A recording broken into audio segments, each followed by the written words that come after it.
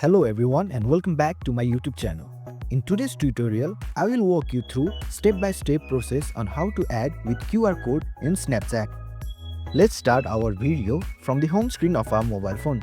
Open your Snapchat application and make sure you are already logged into your account. Now, we have two methods to add with QR. The first method is to scan directly through your camera, which is point your camera to the QR and click it and just click on add.